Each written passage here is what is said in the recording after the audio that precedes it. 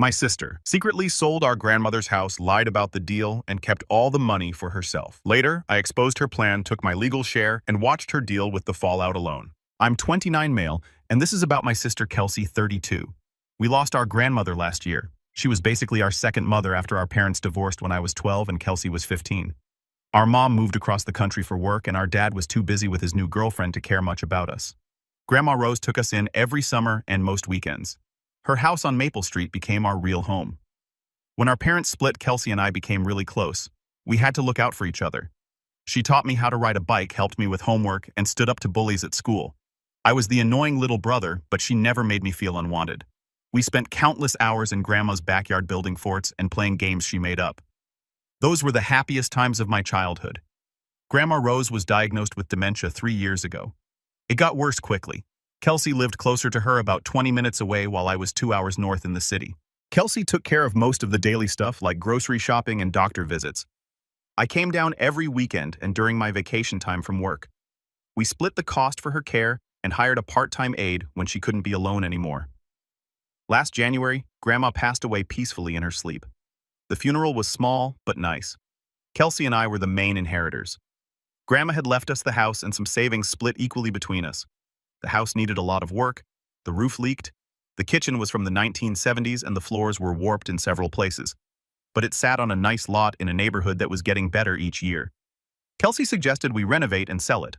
The real estate market was good, and we could make decent money if we fixed it up properly. I agreed. We figured it would take about 6 months and cost around $30,000 in materials and contractor fees. We would split everything down the middle and share the profits equally. I took a leave of absence from my job as a software developer. My company was understanding since I had been there for 5 years and had good performance reviews. Kelsey kept working at her accounting firm, but said she would handle the paperwork and permits while I managed the day-to-day renovation work. The first month was rough. I had to learn how to do things I had never done before. I watched YouTube videos on plumbing, electrical work, and tile installation. I made mistakes, but kept going.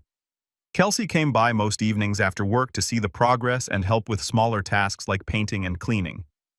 We started with the roof. I hired a contractor for that since it was too dangerous for me to do alone. Then I tackled the kitchen. I removed all the old cabinets, appliances, and countertops. The previous kitchen had this ugly yellow flooring that was peeling up at the edges. Underneath was hardwood that just needed sanding and refinishing. Kelsey and I picked out new cabinets at a home improvement store. We chose a simple white style that would appeal to most buyers. I installed them myself with help from a neighbor who had done similar work before. The new countertops were granite that we got at a discount from a supplier Kelsey found through her work connections. By month 3, the kitchen was almost done. I had also fixed the warped floors in the living room and 2 bedrooms. Kelsey handled getting quotes from different contractors for the bathroom renovation, since that was beyond my skill level. We decided to update both bathrooms completely, with new fixtures, tiles, and vanities. The work was hard but satisfying. Every day, I could see real progress. Kelsey seemed happy with how everything was turning out. She brought takeout dinner several nights a week, and we would eat sitting on the floor since we had moved out all the furniture. We talked about our childhood memories in that house and laughed about some of the crazy things we used to do. During month 4, Kelsey started acting differently. She became less involved in the daily decisions about materials and fixtures. When I asked for her input on paint colors or which contractor to hire for the bathrooms, she would say I should just decide. She stopped coming by as often, and when she did visit, she seemed distracted. I asked if everything was okay at her job or with her boyfriend, Jeremiah, 34M. She had been dating him for about a year. She said work was busy and Jeremiah was fine. I didn't push it because Kelsey had always been private about her personal life. The bathroom renovations took longer than expected. The contractor we hired found some water damage behind the walls that needed to be fixed first. This added another 2 weeks and about $3,000 to our budget. Kelsey agreed to the extra expense, but I could tell she was not happy about it. By month 5, the house was looking amazing. New roof, updated kitchen with stainless steel appliances, refinished hardwood floors throughout, and 2 completely remodeled bathrooms. I had also painted the entire interior and exterior.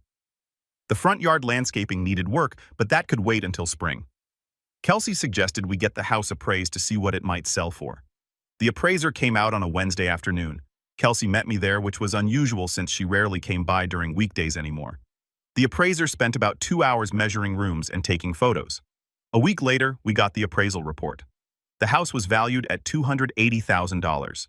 Grandma had bought it in 1985 for $45,000. Even after subtracting what we had spent on renovations and what we would pay in realtor fees and taxes, we were looking at a profit of about $90,000 each. Kelsey seemed excited about the number, but also nervous. I asked if she wanted to put it on the market right away or wait until spring when more buyers would be looking. She said we should talk about it over the weekend and make a decision. That Friday, I got a call from Kelsey's boyfriend, Jeremiah. This was strange because he had never called me before. He said he needed to talk to me about something important regarding Kelsey in the house. We agreed to meet at a coffee shop near my apartment that evening. Jeremiah looked uncomfortable when I sat down across from him. He ordered a coffee but didn't drink it. He kept fidgeting with the cup and avoiding eye contact. Finally, he said Kelsey had asked him not to tell me what he was about to say, but he couldn't keep quiet anymore. Kelsey had already accepted an offer on the house. She had listed it 3 weeks ago without telling me. A buyer had offered $260,000, which was $20,000 less than the appraised value, but still a significant profit. Kelsey had accepted the offer, and the closing was scheduled for the following month. I sat there trying to process what Jeremiah had just told me. Kelsey had gone behind my back and sold our grandmother's house while I was still working on it every day. She had lied to me for weeks about her plans. I asked Jeremiah why he was telling me this now. He said Kelsey had been stressed about keeping the secret and it was affecting their relationship. She had been snapping at him over small things and seemed guilty about something. When he finally got her to admit what was going on, he told her she needed to tell me the truth. When she refused, he decided to tell me himself. Jeremiah also revealed that Kelsey had been talking to a real estate agent for over a month. She had gotten advice on pricing and marketing without including me in any of those conversations. The agent had told her that waiting until spring might not result in a significantly higher sale price, and Kelsey wanted to close the deal as soon as possible. I asked Jeremiah if he knew why Kelsey was in such a hurry to sell. He said she and her boyfriend had been looking at houses together and wanted to use her share of the money as a down payment. They had found a place they liked but needed to act fast because there were other interested buyers. After Jeremiah left, I drove to Kelsey's apartment. Her car was in the parking lot, so I knew she was home. I knocked on the door, but she didn't answer. I could hear the TV inside. I called her phone and heard it ringing through the door, but she still didn't answer. The next morning, I went to the house on Maple Street. I had keys and was planning to continue working on the exterior painting. When I pulled into the driveway, there was a sign in the front yard that said "Sold" in big red letters. I called Kelsey repeatedly that day. She finally answered around dinner time. She said she could explain everything and asked me to meet her at a restaurant near her work. I agreed because I needed to hear her side of the story. Kelsey was already sitting at a table when I arrived. She looked tired and avoided making eye contact when I sat down. She ordered a salad but barely touched it. I asked her to explain why she had sold the house without telling me. She said she was sorry for not discussing it with me first. She claimed she had gotten scared about the real estate market and wanted to sell before prices dropped. She said the buyer was offering cash and could close quickly, which seemed like a good opportunity. I asked her about the 3 weeks of lying and why she had Jeremiah tell me instead of being honest herself. She said she knew I would be upset and she didn't know how to bring it up. She said she had been planning to tell me after the closing was finalized. Kelsey then said something that made everything clear. She said she needed her share of the money sooner than we had originally planned because she and Jeremiah were getting engaged. They wanted to buy a house together and start their life as a married couple. She said she hoped I would understand and be happy for her. I asked if she had considered that I might have needed more time to finish the work I was doing, or that I might have wanted input on the sale price and terms. She said the buyer was happy with the house as it was and didn't require any additional work to be completed. The conversation ended badly. Kelsey kept apologizing but also defending her decision. She said she had the right to sell her half of the house whenever she wanted. I pointed out that we had agreed to work on it together and make decisions together. She said plans changed and I needed to be more flexible. I left the restaurant without finishing my food. Kelsey called after me, but I kept walking. I spent the rest of that weekend thinking about everything that had happened over the past 6 months. The closing was scheduled for 3 weeks later. Kelsey texted me the details about where and when to sign the papers. She also sent me a breakdown of the expenses we had incurred and what my share of the profit would be. After all costs were deducted, I would receive about $87,000. I didn't respond to her texts. I had taken 6 months off work to renovate our grandmother's house. I had learned new skills, worked 12-hour days, and put my career on hold. Kelsey had made a major decision about our shared inheritance without including me in the process. The day before the closing, Kelsey called me. She said she understood I was upset but hoped we could move forward as siblings. She said she loved me and didn't want this to ruin our relationship permanently. She asked if I would attend the closing with her so we could sign the papers together. I told her I would be there to sign the papers because I needed the money, but I needed time to think about everything else. She said she understood and hoped I would eventually forgive her. Update 1: the closing went smoothly. Kelsey and I signed all the paperwork but didn't talk much beyond what was necessary for the legal process. The buyer seemed nice and said he was planning to move in with his family within a month. Kelsey tried to make small talk afterward, but I said I had to get back to work. I had returned to my job the week before the closing. My boss was understanding about the extended leave and welcomed me back. It felt good to get back into a routine and focus on something other than the house situation. Kelsey texted me a few times over the next couple of weeks. She sent photos from her engagement dinner with Jeremiah and their families. She also forwarded me the listing for the house they wanted to buy together. I didn't respond to any of her messages. 3 weeks after the closing, I got a call from my cousin Loretta, 27F. She's Kelsey's age and they had always been close growing up. Loretta said she needed to tell me something about Kelsey and the house sale, but she wanted to meet in person. We met at a park near downtown. Loretta seemed nervous, similar to how Jeremiah had acted before telling me about the secret sale. She said Kelsey had confided in her about something months ago and she was having second thoughts about keeping quiet. According to Loretta, Kelsey had been planning to sell the house quickly from the very beginning. The renovation work was never intended to maximize the sale price. Kelsey had only agreed to the renovation plan because she thought it would keep me busy and involved while she worked with the real estate agent behind the scenes. Loretta said Kelsey had contacted a realtor in March, just 2 months after Grandma's funeral.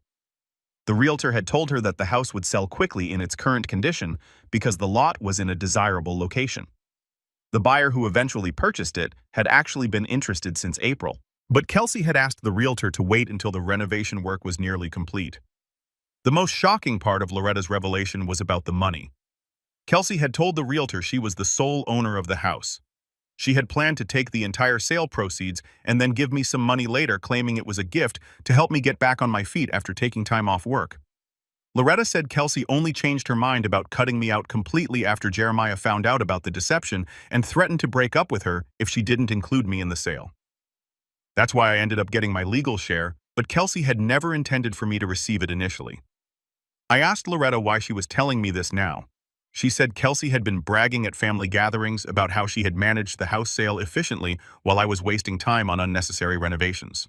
Loretta said she couldn't listen to Kelsey take credit for being organized and business-minded when she knew the truth about the deception. Loretta also told me that Kelsey had been telling relatives that I was being childish and unreasonable about the house sale. Kelsey claimed she had tried to include me in the decision-making process, but I was too focused on the renovation work to pay attention to practical matters like pricing and timing. After talking with Loretta, I realized that Kelsey's betrayal was much deeper than I had originally understood. She had been lying to me for months, not just weeks. She had planned to steal my inheritance entirely and only backed down when her boyfriend forced her to reconsider. I called Jeremiah to thank him for telling me about the sale when he did. I also asked if he knew about Kelsey's original plan to exclude me from the profits. He said he had suspected something was wrong with Kelsey's story about me being an equal partner, but he hadn't known the specific details until recently. Jeremiah told me he and Kelsey had been having problems since the house closing. Kelsey had been angry with him for interfering in her family business. She accused him of ruining her relationship with me by forcing her to be honest about the sale timeline. Their engagement had been put on hold while they worked through these issues. I decided to confront Kelsey directly about what Loretta had told me. I called her and asked if we could meet to discuss some things I had learned about the house sale. She agreed, probably thinking I was ready to apologize and move forward. We met at the same restaurant where we had talked after Jeremiah first told me about the sale. Kelsey looked different. She had cut her hair shorter and seemed more confident than she had during our previous conversation. She ordered wine with dinner, which was unusual for her. I asked Kelsey to tell me the complete truth about her plans for the house sale. I said I had learned some information that made me question what she had told me before. She asked what I meant and who I had been talking to. I told her about my conversations with Loretta and Jeremiah. Kelsey's expression changed immediately. She looked trapped, like she was trying to figure out how much I actually knew. She asked what exactly Loretta had said. I repeated what Loretta had told me about Kelsey's original plan to keep all the sale proceeds for herself. Kelsey denied this at first, saying Loretta must have misunderstood something she had said months ago. When I pressed her for more details, she admitted that she had considered different options for handling the sale, but had always planned to split the money with me. The conversation became heated. Kelsey accused Loretta of betraying family confidences and stirring up trouble. She said Jeremiah had no right to interfere in our sibling relationship. She claimed that everyone was making the situation more complicated than it needed to be. I asked Kelsey directly if she had told the realtor she was the sole owner of the house. She was quiet for a long time before admitting that she had simplified the ownership situation when first contacting the agent. She said she had planned to clarify the details later, but things had moved faster than expected. Kelsey then tried to justify her actions by saying she had been trying to protect both of us from making bad financial decisions. She said I was too emotionally attached to the house and would have wanted to keep it in the family instead of selling for maximum profit. She claimed her approach had been more practical and business-minded. I told Kelsey that I was done with her lies and manipulation. She had betrayed my trust, stolen months of my time, and tried to cheat me out of my inheritance. She had only included me in the sale because her boyfriend had forced her to do the right thing. Kelsey started crying and said she was sorry for how everything had turned out. She said she loved me and had never meant to hurt me permanently. She asked if there was anything she could do to fix our relationship. I told her there wasn't anything she could do. I said I needed her to stay out of my life while I figured out how to move forward. Kelsey asked if I would consider family counseling or mediation to work through our problems. I said no. I left Kelsey at the restaurant and haven't spoken to her since. She has sent several text messages apologizing and asking me to reconsider cutting contact, but I haven't responded. Jeremiah texted me once to say he and Kelsey had broken up, partly because of the ongoing family drama. Update 2. Kelsey has been trying to contact me through other family members. She asked our dad to call me and encourage reconciliation. Our dad called, but I told him I wasn't interested in discussing Kelsey or her behavior. He said family should stick together and that holding grudges wasn't healthy. I told him he wasn't in a position to give advice about family relationships. Our cousin Loretta has been keeping me updated on Kelsey's situation. Kelsey and Jeremiah never got back together after their breakup. Kelsey ended up buying a smaller house by herself with her share of the inheritance money. Loretta said Kelsey has been telling people that I overreacted to a simple miscommunication about business timing. Last month, I got a letter in the mail from Kelsey. It was handwritten and several pages long. She apologized again for her actions and explained that she had been under a lot of stress about her relationship with Jeremiah and her desire to start a family. She said she had made poor decisions because she was scared about her financial future. Kelsey wrote that she understood why I was angry and that she deserved my rejection. She said she hoped that someday I would be willing to give her a chance to prove she had learned from her mistakes.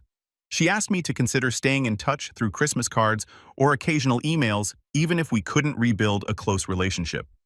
I didn't respond to the letter. Kelsey's explanations didn't change the fact that she had planned to cheat me out of my inheritance and had lied to me for months. Her stress and financial concerns didn't justify betraying her brother's trust. 2 weeks ago, I found out from Loretta that Kelsey had been contacting other relatives to ask about my well-being and what I was doing with my life. She had asked our Aunt Margaret if I was dating anyone or if I seemed happy at work. She also asked our Uncle Paul if he thought I would attend family gatherings during the holidays. I realized that Kelsey was gathering information about me through our extended family. I decided to set boundaries with relatives who might be sharing details about my personal life with her. I called Loretta, Margaret, and Paul to ask them not to discuss me with Kelsey or pass along information about my activities and relationships. Most of our relatives understood my request and agreed to respect my privacy. Our Aunt Margaret said she thought I was being too harsh, but she would honor my wishes. Our Uncle Paul said he supported whatever decision I felt was right for my mental health. I also learned from Loretta that Kelsey had been struggling with the social consequences of our arrangement. Some family members had taken sides or formed opinions about what had happened with the house sale. Kelsey had been excluded from a few family events because hosts weren't sure how to handle the situation with both of us invited. I hadn't been attending many family gatherings anyway, so this didn't affect me directly. But I realized that Kelsey was experiencing real consequences for her actions beyond just losing her relationship with me. Her reputation within our extended family had been damaged by the truth about her deceptive behavior. Loretta told me that Kelsey had asked her to encourage me to attend our cousin David's wedding in December. Kelsey promised she would keep her distance and not try to approach me at the event. She just wanted me to feel comfortable participating in family celebrations without worrying about awkward confrontations. I decided not to attend David's wedding. It had nothing to do with Kelsey's presence, but I didn't want family members to think I was making decisions based on avoiding her. I sent David and his fiancée a nice gift and a congratulations card explaining that I had work commitments that weekend. The holidays are coming up, and I know there will be more pressure from family members to reconcile with Kelsey. Our dad has already called twice asking about Christmas plans and suggesting that Kelsey and I should at least exchange gifts to show goodwill. I've told him repeatedly that I'm not interested in maintaining any contact with Kelsey. I've been doing well on my own. Work has been busy and engaging. I've been dating someone I met through friends, and we've been spending time together on weekends. I've also been taking woodworking classes at a community center, which has been a good way to use the construction skills I learned while renovating Grandma's house. The money from the house sale has been sitting in a savings account earning interest. I've been thinking about using some of it to buy my own place, but I'm not in a hurry to make that decision. Having financial security has been more valuable than I expected after taking so much time off work last year. Update 3. Kelsey showed up at my apartment last Sunday morning. I was getting ready to meet my girlfriend Sarah for brunch when I heard knocking at my door. I looked through the peephole and saw Kelsey standing in the hallway holding a coffee tray and a bag from the bakery where we used to get pastries as kids. I didn't open the door immediately. Kelsey knocked again and said she knew I was home because my car was in the parking lot. She said she just wanted to talk for 5 minutes and then she would leave me alone permanently if that's what I wanted. I opened the door but didn't invite her inside. Kelsey looked tired and thinner than when I had last seen her. She was wearing jeans and an old sweater that I remembered from college. She tried to hand me the coffee and pastries, but I didn't take them. Kelsey said she had been thinking about our conversation at the restaurant and realized she hadn't been completely honest about her motivations for selling the house quickly. She said she wanted to tell me the real reason she had been in such a hurry to close the deal. According to Kelsey, she had been having financial problems for months before Grandma passed away. She had been using credit cards to pay for Grandma's care expenses and had accumulated significant debt. When Jeremiah proposed marriage, she panicked about bringing debt into their relationship and saw the house sale as a way to solve her money problems quickly. Kelsey said she hadn't told me about her financial situation because she was embarrassed and didn't want me to think she couldn't manage her adult responsibilities. She said she had convinced herself that getting the house sold efficiently was more important than including me in every decision about timing and marketing. I asked Kelsey why she was telling me this now, months after our last conversation. She said she had been in credit counseling and was learning about honest communication as part of managing financial stress. Her counselor had suggested she take responsibility for how her money problems had affected her relationships. Kelsey also told me that she had been fired from her accounting job 2 weeks earlier. Her supervisor had discovered that she had been making personal phone calls to real estate agents and contractors during work hours while we were renovating the house. The company had considered this a misuse of work time and a conflict of interest with her professional responsibilities.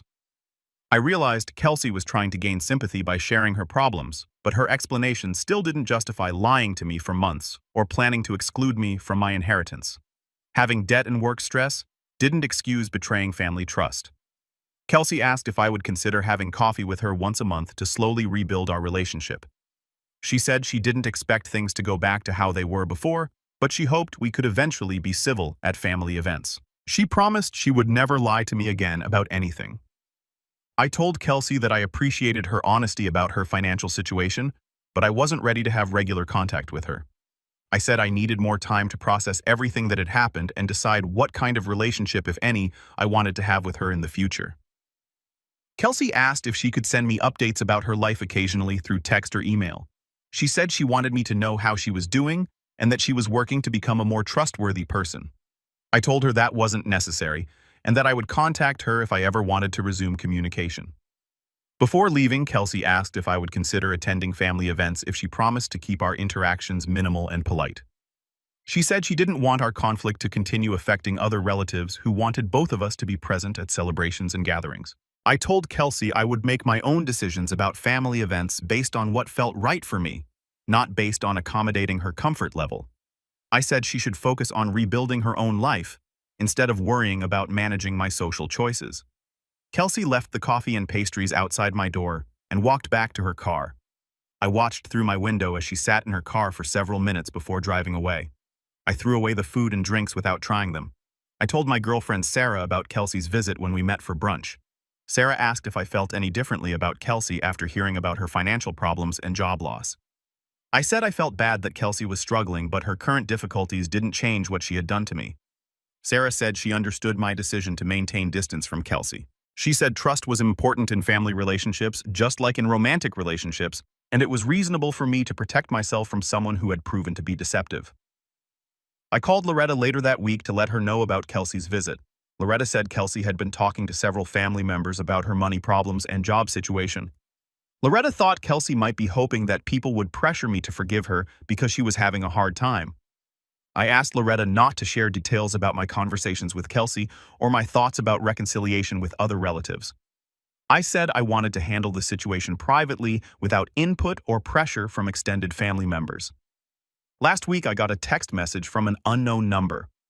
It turned out to be from Jeremiah Kelsey's ex-boyfriend. He said Kelsey had asked him to contact me to confirm that everything she had told me about her financial problems was true. He said he didn't want to get involved in our family conflict, but he could verify that Kelsey had been struggling with debt and work stress. I didn't respond to Jeremiah's text. I didn't need verification of Kelsey's claims because they didn't change my decision about our relationship. Whether Kelsey's motivations were purely selfish or partially driven by desperation, she had still chosen to betray my trust when she could have asked for help or been honest about her situation. I've been thinking about what kind of relationship I might want with Kelsey in the future, if any. Right now, I don't miss having her in my life. I have good friends, a supportive girlfriend, and a stable work situation. I don't feel like I'm missing out on anything important by not talking to Kelsey. I might be willing to be polite to Kelsey at future family events, but I don't think I want to rebuild a close sibling relationship with her. Too much has happened for me to trust her judgment or rely on her support. I'm comfortable with having a smaller circle of people I'm close to if it means those relationships are more honest and reliable. The house on Maple Street has been sold and renovated by its new owners. I drove by it last month when I was in that neighborhood visiting friends. The new family has painted it a different color and added a fence around the backyard. It looks nice, but it doesn't look like Grandma's house anymore. I'm planning to use some of the money from the house sale to buy my own place this spring. I've been looking at condos and small houses in neighborhoods closer to my work. I want something that's entirely mine, where I can make decisions without having to consult or accommodate anyone else's preferences or timeline. Kelsey sent me a Christmas card, but I didn't open it. I can tell from the envelope that she wrote something inside. But I'm not interested in reading whatever message she wanted to share. I've moved forward with my life, and I'm doing well without her involvement or input. I know some people think family relationships should be forgiven and preserved, regardless of what happens between relatives, but I think people have the right to choose who they want in their lives based on how they've been treated. Kelsey had many opportunities to be honest with me and chose deception instead. I'm comfortable with the consequences of that choice.